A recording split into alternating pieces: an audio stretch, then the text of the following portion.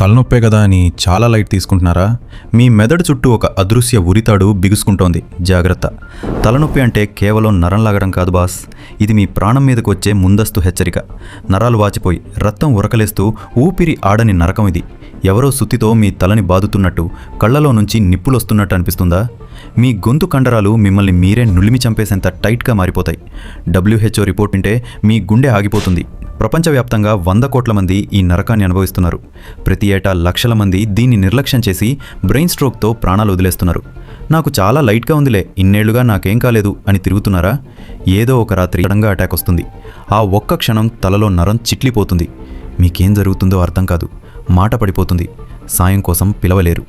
మీకు తెలియకుండానే కొన్ని సెకండ్లలో అంతా చీకటైపోతుంది. గుర్తుంచుకోండి, దీనికి పూర్తిగా తగ్గించే మందు లేదు.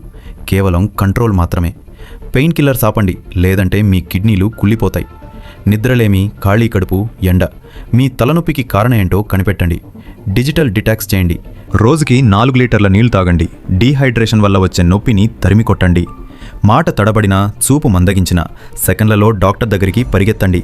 అది బ్రెయిన్ హెమరేజ్ కావచ్చు, మీ ప్రాణం పోవచ్చు. బ్రతకాలంటే మీ లైఫ్ స్టైల్ మార్చుకోండి, లేదంటే ఆ నొప్పి మీ జీవితాన్నే మింగేస్తుంది.